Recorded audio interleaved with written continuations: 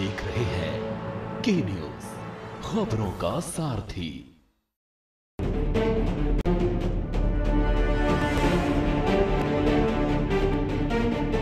नमस्कार, हमारे खास कार्यक्रम में आप सभी का स्वागत है और मैं हूं आपके साथ गरिमा वाजपेयी। आज खास कार्यक्रम में बात करेंगे तनाव और चिंता जेनजी पर शिकंजे की। जनरेशन जेड के सदस्य जिन्हें 1997 और 2012 के बीच का व्यक्ति कहा गया है, इनमें ऊर्जा तो खूब है, लेकिन वो बढ़ते तनाव और चिंता के दौर से गुजर रहे हैं। कारण है मोबाइल फोन पर व्यस्तता और सोशल साइट्स पर सक्रिय रहना। देखिए हमारी खास पेशकश। जेनजी में मोबाइल के प्रभाव और तनाव के कारण जेनजी के लिए मोबाइल फोन और गैजेट्स की लत बढ़ गई है।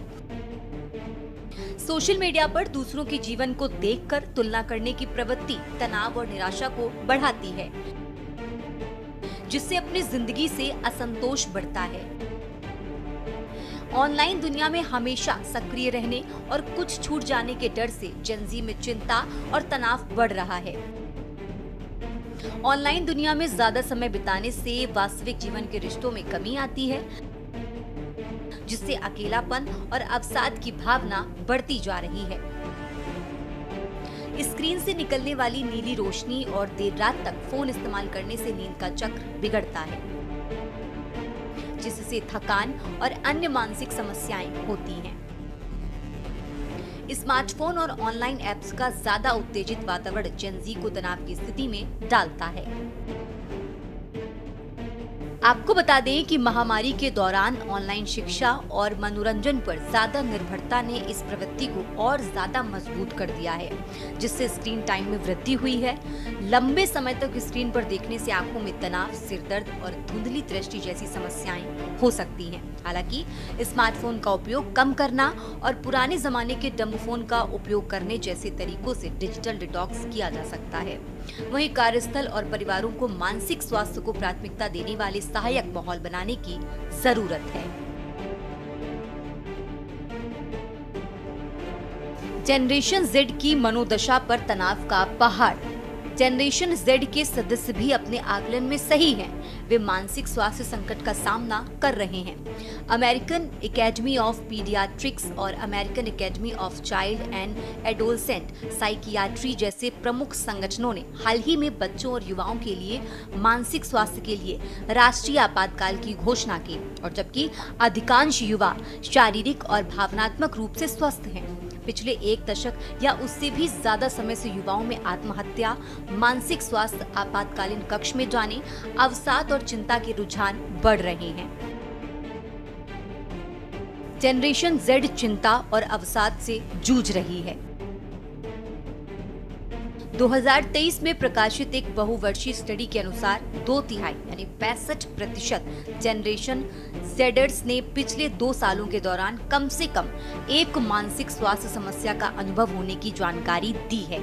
ये आंकड़ा सभी पुरानी पीढ़ियों के लिए कम था, जिनमें मिलेनियल्स 51%, जनरेशन एक्सर्स 29% और बूमर्स 14% शामिल हैं। हालांकि इन अंतरों को आंशिक रूप से जनरेशन जेड के जीवन के चरण द्वारा समझाया जा चुका है। कुछ शोध संकेत देते हैं कि जनरेशन जेड में उसी उम्र की पिछली पीढ़ियों की तुलना में मानसिक स्वास्थ्य चुनौतियों की स्व रिपोर्ट की दर ज्यादा है। उदाहरण के लिए नवीनतम सीडीसी युवा जोखिम व्यवहार सर्वेक्षण के आंकड़ों से पता चलता है कि जनरेशन जेड के 42% हाई स्कूल के छात्रों ने साल 2021 में लगातार उदासी या निराशा की भावनाओं की सूचना दी, जो साल 2000 के दशक की शुरुआत में मिलेनियल हाई स्कूल के छात्रों की रिपोर्ट की तुलना में लगभग 50% ज्यादा है। लड़कियों में यह आंकड़ा साल 2001 में मिलेनियल हाई स्कूल के छात्रों के लिए 35% था, जबकि साल 2021 में जनरेशन जेड के 57%, हाई स्कूल के छात्रों के लिए ये आंकड़ा 57% था।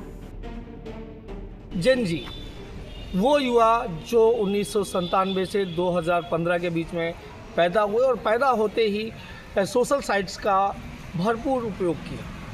हालांकि इन तमाम साइटों से बहुत ज़्यादा इसके साइड इफ़ेक्ट भी आए, और ख़ासकर कोरोना काल में जिस तरीके से कोरोना काल में कॉलेज बंद हुआ और उस समय कॉलेजों ने ऑनलाइन शिक्षा पद्धति की व्यवस्था की और जो जी शिक्षक थे उन्होंने इसके माध्यम से शिक्षा में एक बहुत गुणात्मक परिवर्तन लेके आए और उन्होंने इस परिवर्तन के माध्यम से लोगों में एक नई क्रिएटिविटी लेके आए जो नए छात्रों के अंदर एक नई सीख को जन्म देती है।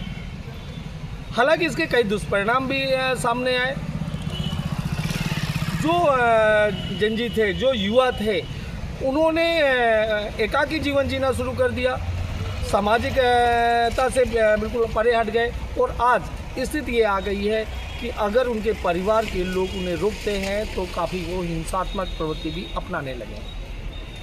हालांकि अगर रिसर्च की बात करें तो इस रिसर्च में ये भी देखने को आया है कि आज जो मोबाइल के जो अन्य गैजेट्स हैं, चाहे वो ब्लूटूथ हो, चाहे वो बड्स हो, ये तमाम सारी सामान इंसान को मानसिक रूप से खास करके श्रवण बाधित कर रहे हैं, उनके सुनने की क्षमता को डिस्टर्ब कर रहे हैं, उनके आँखों को डिस्टर्ब कर रहा है मोबाइल, जिसकी वजह से ये तमाम सारी समस्याएं सामने आ रही हैं। आज हमारे साथ बात करने के लिए हमारे पंडित JN कॉलेज के प्राचार्य डॉक्टर कुशवाहा हैं।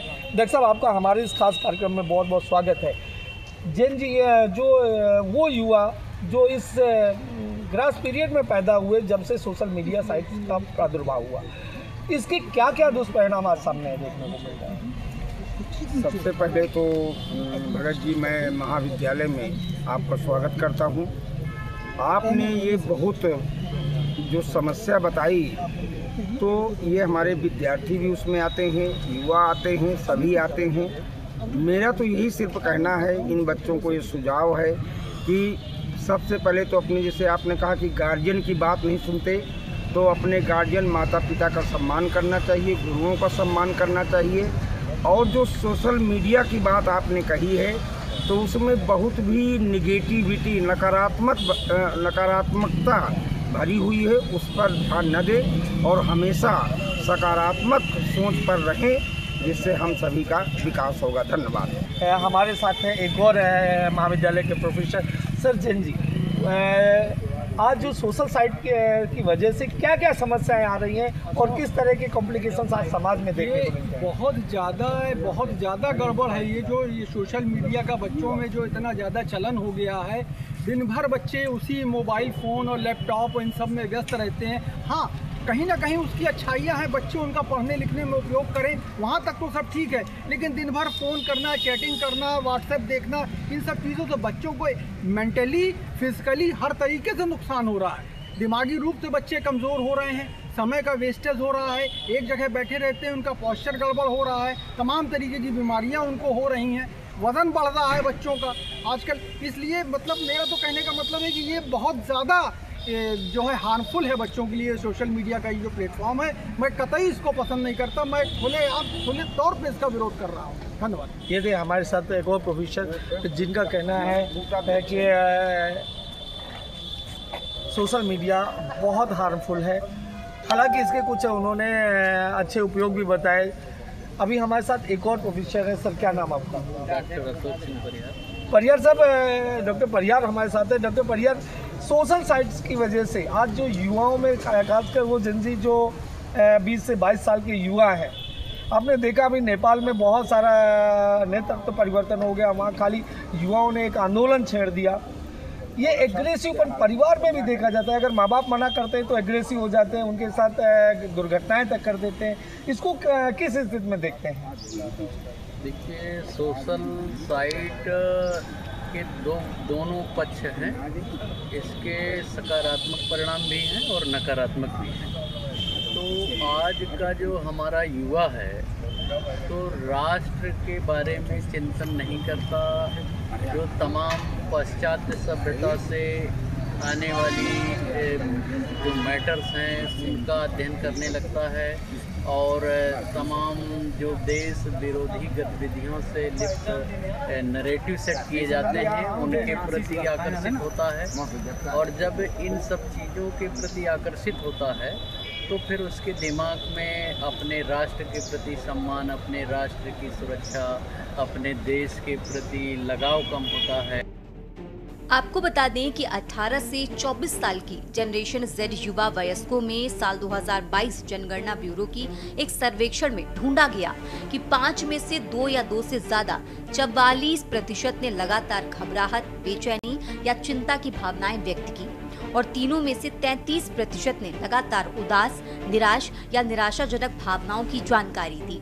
इसी संघीय सर्वेक्षण के तहत 18 साल और उससे ज्यादा आयु के लोगों ने विभिन्न मानसिक स्वास्थ्य संबंधी प्रश्न किए, परंतु समान प्रामाणिकता के साथ पाया गया कि 20% 18 से 25 साल के जनरेशन जेड के 20% युवा वयस्कों ने भी पिछले साल एक गंभीर अवसादग्रस्तता प्रकरण का अनुभव किया। आपको बता दें कि साल 2023 के एक अध्ययन के अनुसार 6 से 24 साल की आयु के युवाओं में मानसिक स्वास्थ्य समस्याओं के लिए आपातकालीन कक्ष में ले जाने वालों की संख्या 2011 से 2020 तक लगभग दोगुनी हो गई है और आत्महत्या से संबंधित मामलों में भी 5 गुना वृद्धि हुई है। शोध में पाया गया कि 12 से 17 साल की आयु के युवाओं के लिए आत्महत्या के प्रयासों के लिए ईआर दौरे पड़ते हैं और युवा लोगों के बीच मानसिक स्वास्थ्य से संबंधित ईआर दौरे आमतौर पर ज्यादा जटिल होते जा रहे हैं और इसके परिणाम स्वरूप लंबे समय तक अस्पताल में रहना पड़ता है। वहीं साल 2023 के अध्ययन में पाया गया कि साल 2009 और 2019 के बीच अस्पताल में भर्ती होने की संख्या में 25% से ज्यादा की वृद्धि हुई और आत्महत्या या आत्मचोट के कारण अस्पताल में भर्ती होने की संख्या कम से कम 1.6 गुना बढ़ गई। आज हमारे इस खास कार्यक्रम में हमारे साथ है एक अजीम हस्ती जो अपनी पहचान की मोहताज नहीं है। हमारे साथ है डॉक्टर हिमांशु सिंह। डॉक्टर हिमांशु सिंह के बारे में मैं आपको बता दूं कि आप न्यूरोसाइक्रेटिक्स हैं और मानसिक रोग पर इनका बहुत बड़ा कमांड है। इन्होंने भोपाल से वहाँ डिग्री की, साथ में एम्स जैसे बड़े हॉस्पिटल में इन्होंने काम किया है और आज हमारे साथ यहाँ पर मौजूद है। डॉक्टर साहब, आपका बहुत बहुत स्वागत है। लेकिन एक सबसे बड़ा सवाल जो आज की बात अगर हम करें, जेन जी वो युवा जो 1997 से 2012-13 के बीच में पैदा हुए, जो पैदा होते ही टेक्नोलॉजी को अडॉप्ट किए, सोशल मीडिया को अडॉप्ट किए, उनके बीच रहे, बहुत सारी चीज़ें उन्होंने देखी, चाहे वो और इस बीच में पैदा जितने युवा हैं उन्होंने रील्स बनाना या फेसबुक के माध्यम से, व्हाट्सएप के माध्यम से या इंस्टाग्राम के माध्यम से तमाम सारी चीज़ें सोशल मीडिया से जुड़े रहे। आज जिस तरीके से नेपाल में सोशल साइट्स को बंद करने पर एक बड़ा भूचाल आया, इंडिया के अंदर भी उसका एक काफ़ी असर देखा जा सकता है। आज स्थितियां ये हैं कि लोग मानसिक रूप से काफ़ी कमज़ोर होते जा रहे हैं, तमाम सारी कॉम्प्लिकेशंस आती जा रही हैं। तो चूँकि एक मनोचिकित्सक के रूप में आप बहुत सारे ऐसे मरीजों से देखते रहे होंगे, तो आज हम बात करेंगे डॉक्टर साहब से इस जंजी पे कि उस एज के जो युवा है जो 1997 से 2012-15 के बीच में पैदा हुए, किन किन कॉम्प्लिकेशंस का। डॉक्टर साहब, आपका बहुत बहुत स्वागत है। डॉक्टर साहब, आज मोबाइल एडिक्शन की बात करें तो इस समय मोबाइल एडिक्शन बहुत ज़्यादा हावी है, क्या कहेंगे इस पर? देखिए, जैसे कि आप जो जेंजीज का और मोबाइल एडिक्शन के बारे में जो बताना चाहते हैं, तो मैं आपको ये ब्रीफ करना चाहूँगा कि इवन हम जो हमारी इंटरनेशनल क्लासिफिकेशन ऑफ डिसऑर्डर, जिसके हम ICD बोलते हैं, जो कि एक अमेरिकन गाइडलाइंस है जिसके बेसिस पे हम कोई भी साइकेट्रिक पेशेंट का एवेल्यूएशन और डायग्नोसिस बनाते हैं। तो इवन ICD-11 ने भी इस चीज़ को आइडेंटिफाई किया हुआ है। जैसे कि आपने बोला कि आज के जो यूथ है, स्पेशली बच्चे हैं जो कि छोटे हैं और उनका इंटरनेट या फ़ोन में बहुत ज़्यादा यूज़ बहुत ज़्यादा बढ़ गया है। पहले के टाइम पे अगर हम देखा जाए तो हमारी जो फैमिलीज़ होती थी वो जॉइंट फैमिलीज़ का कल्चर था। आज मेनली हम देख रहे हैं कि न्यूक्लियर फैमिलीज़ हैं जिसमें कि हस्बैंड वाइफ दोनों ही जॉब कर रहे हैं। तो ये देखा गया है कि क्योंकि हस्बैंड वाइफ दोनों ही जॉब पे इन्वॉल्व हैं और न्यूक्लियर फैमिलीज़ हैं, पहले फैमिलीज़ में हमारे दादा दादी या फिर हमारे चाचा चाची सब साथ में रहते थे। अब क्योंकि पेरेंट्स वर्किंग हैं तो बच्चों के लिए बहुत ज़्यादा टाइम नहीं दे पा रहे हैं, तो हम ये देख रहे हैं कि बहुत भी हो रहा है कि बच्चों को फ़ोन पे डिपेंडेंट कर देते हैं। सपोज़ मदर को भी जॉब में जाना है और वो देख रही है कि बच्चा रो रहा है, तो आइदर या तो आपको उस बच्चे के साथ टाइम देना पड़ेगा, बट अगर आप टाइम नहीं दे पा रहे हो तो आप क्या करोगे कि आप बच्चे को फ़ोन में इन्वॉल्व करा दोगे कि वो किसी भी प्रकार का कार्टून देख ले या कोई वीडियोज़ में इन्वॉल्व हो जाए, ताकि पेरेंट्स अपना काम कर पाएँ। जिसकी वजह से हो क्या रहा है कि लॉन्ग टर्म यूज़ में बच्चे उन फ़ोन पे वीडियोस में या गेमिंग में एक प्रकार के उनको डिपेंडेंस होता जा रहा है। डिपेंडेंस का मतलब क्या समझेंगे कि पहले वो थोड़ा बहुत जैसे 10 मिनट 15 मिनट या 20 मिनट का वीडियो देखते हैं, धीरे धीरे क्या उनको डिपेंडेंस मतलब एक प्रकार की लत लग रही है, जिससे क्या होता है कि उनका जो देखने का पैटर्न है वो टाइम कंज्यूमिंग होता जा रहा है, उनका जो कंजम्पशन है टाइम उसमें बढ़ता जा रहा है।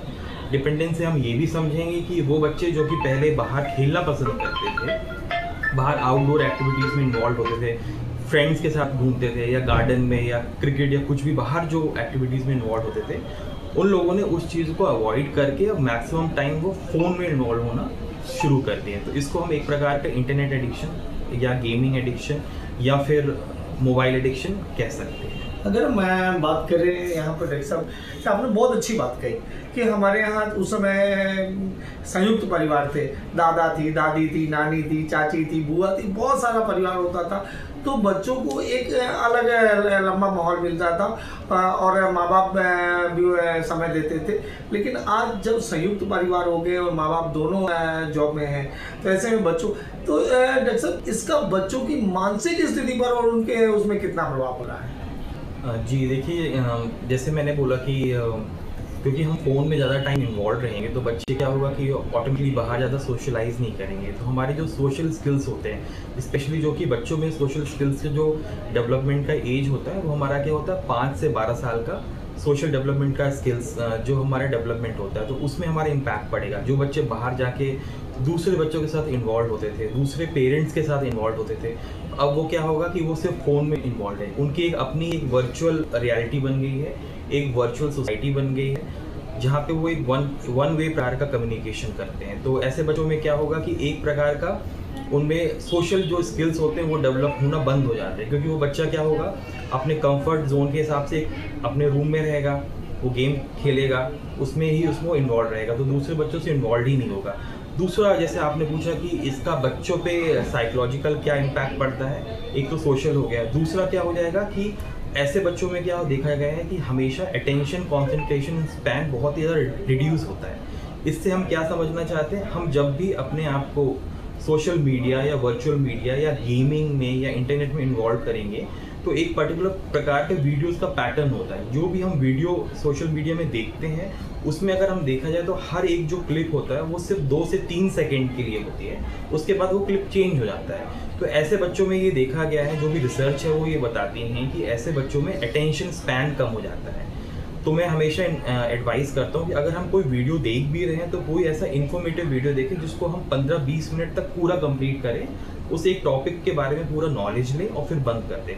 बट आजकल का जो स्पेशली जो कल्चर आ गया है रील्स का या शॉर्ट वीडियोस का, जो कि सिर्फ 15 सेकेंड के शॉर्ट वीडियोस होते हैं जिसमें इंफॉर्मेशन के नाम पे ज़ीरो होता है, और क्योंकि हमें स्क्रोलिंग की एक प्रकार की आदत लग गई होती है तो हम जो शॉर्ट वीडियोस को स्क्रोल करते हैं, फॉर एग्जांपल अगर आप समझें तो एक टॉपिक आएगा खाना खजाना का, दूसरा टॉपिक आ जाएगा एजुकेशन का, तीसरा टॉपिक आ जाएगा बॉलीवुड का, चौथा आ जाएगा कोई न्यूज़ का।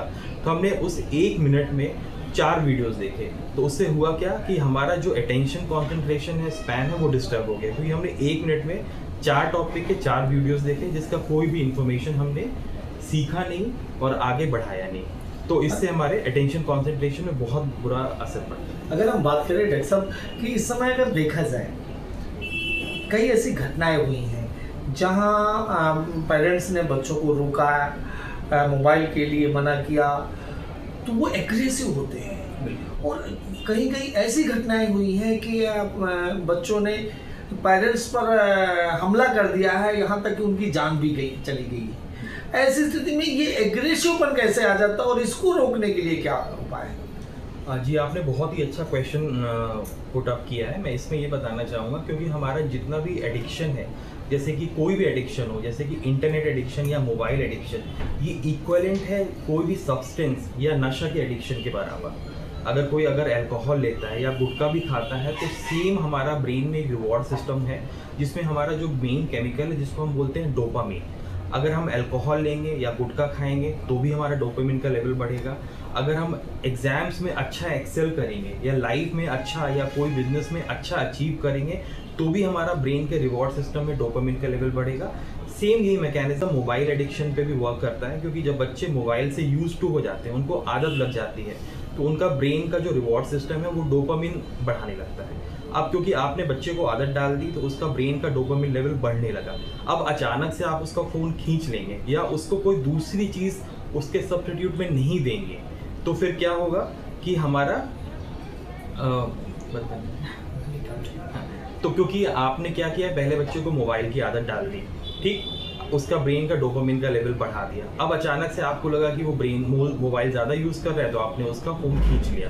तो अब क्या हुआ, उसको डोपामिन की आदत लग गई है और वो डोपामिन सिर्फ उसको मोबाइल से ही मिलने वाला है। तो ऐसे बच्चे क्या होंगे, एग्रेसिव हो जाएंगे। ऐसे बच्चे मेरे पास भी स्पेशली बांदा में काफ़ी सारे बच्चे आए हैं जिनके पेरेंट्स लेकर आए हैं कि बच्चा इवन रात में उसने अपनी मदर को इतना बुरा हर्ट किया कि उसकी मदर का पूरा फेस फ्रैक्चर हो गया, जिसको कानपुर में ले जाके ENT सर्जन द्वारा ट्रीट कराना पड़ा। जीवन में दिशा और उद्देश्य की कमी।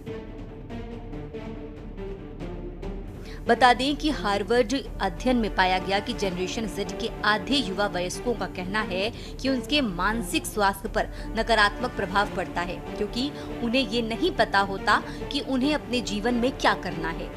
और पिछले 1 महीने में लगभग 5 में से 3 58% लोगों के जीवन में कोई अर्थ या उद्देश्य नहीं रहा।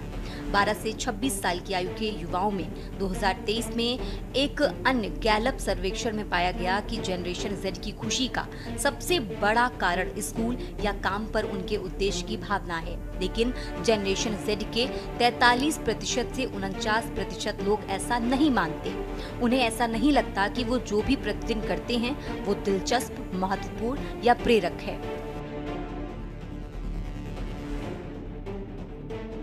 मानसिक स्वास्थ्य के प्रति दृष्टिकोण।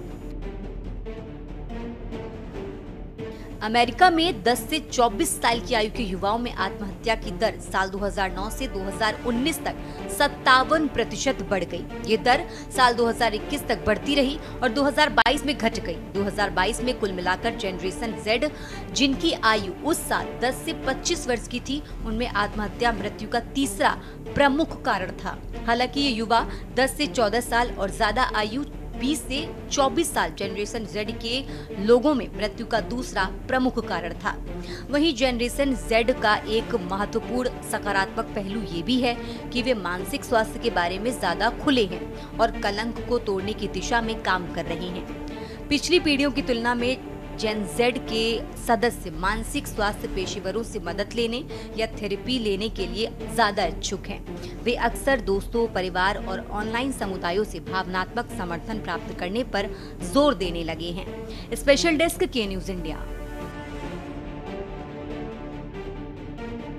इस खास पेशकश में इतना ही। आप देखते रहिए के न्यूज इंडिया। नमस्कार।